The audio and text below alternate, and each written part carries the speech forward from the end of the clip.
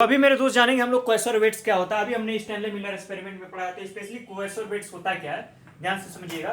क्वेसरवेट्स जो है larger and denser colloidal particles है। लार्जर डेंसर कोलॉइडल पार्टिकल है, ठीक है ना। किस कलर का होता है ये? स्पेशली रेड कलर का होता है।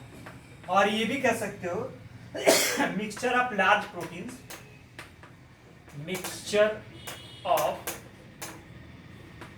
लार्ज प्रोटीन, ठीक है ना।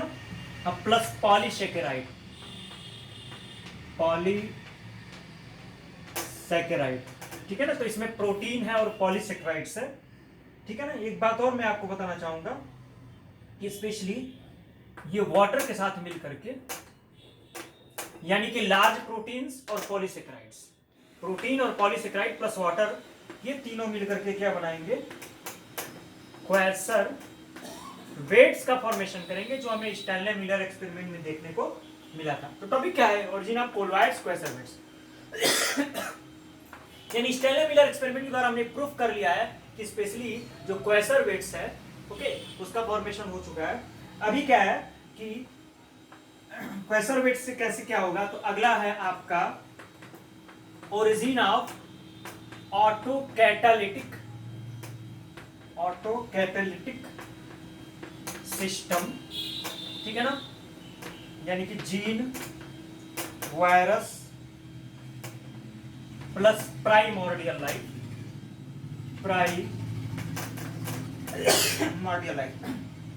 यानी पानी में ही कुछ ऑटोकैटालिटिक सिस्टम बने। जैसे एग्जांपल के फॉर्म में मान लीजिए कुछ प्रोटीन्स बने, अमीनो एसिड्स बने और कुछ न्यूक्लिक एसिड बने, प्रोटीन्स बने और कुछ न्यूक्लिक एसिड बने। तो दोनों प्रोटीन्स और न्यूक्लिक एसिड मिल करके वायरस जैसे स्ट्रक्चर का फॉर्मेशन किया। आप समझते हो कि किसी वायरस की जो बॉडी होती है उसमें सबसे आउटर जो खोल होता है वो किसका बना होता है? प्रोटीन का बना होता है, जिसको कैप्सिड बोलते हैं। और अंदर उसका जेनेटिक मटेरियल होता है जो एक प्रकार का न्यूक्लिक एसिड है, डीएनए, आरएनए, कुछ भी हो सकता है।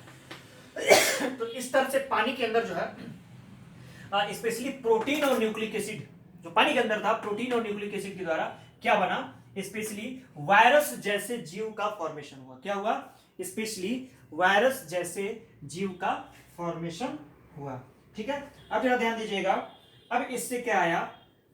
तो 6 लिख सकते हो origin of primordial cellular form, यानी ऐसे लिख सकते हो origin of eukaryotes, origin of eukaryotes. यानी इस तरह से जरा समझिएगा।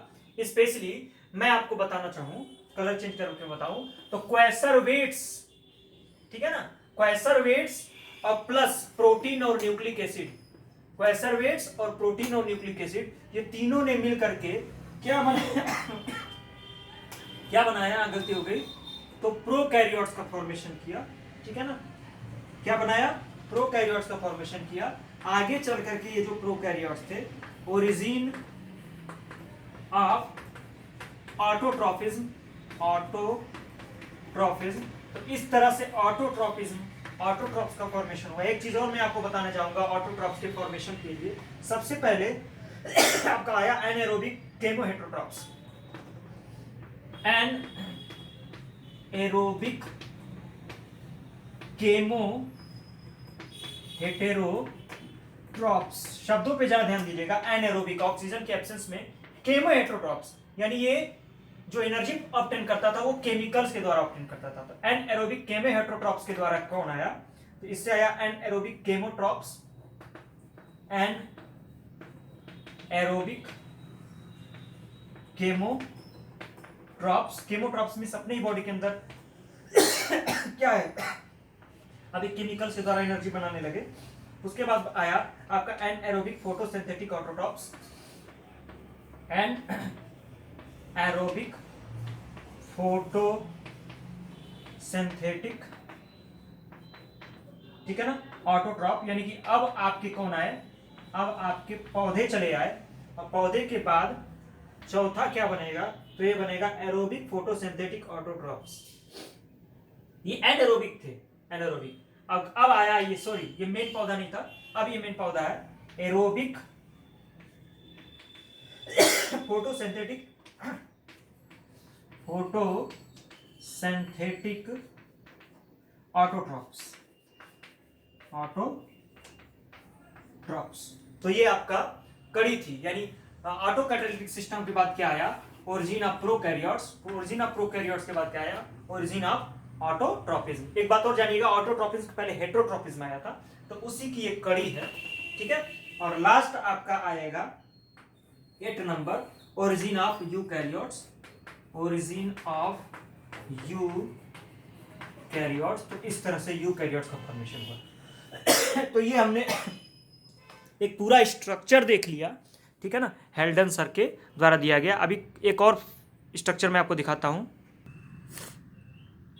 ये स्ट्रक्चर आपको दिखाना था कि स्पेशली ऊपर आपका लिखा माइक्रोस्फीयर्स। माइक्रोस्फीयर्स का स्पेशली मीन्स ले सकते हो कि यही क्वेसर वेट्स है, ठीक है। और पानी के अंदर जो है क्या बनाया, न्यूक्लिक एसिड के मॉलिक्यूल्स बने हैं, वायरस लाइक इबायोन्स बने हैं, यानी कि इसी न्यूक्लिक एसिड के चारों तरफ प्रोटीन की एक कवरिंग हुई, तो वायरस लाइक इबायोन्स आया।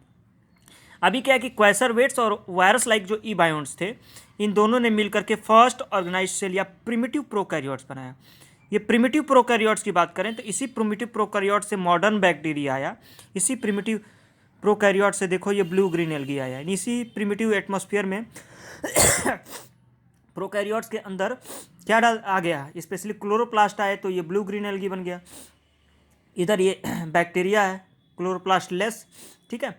अब जरा ध्यान दीजिएगा, इसी प्रिमिटिव प्रोकैरियोट से जो है प्रिमिटिव यूकैरियोटिक सेल बना।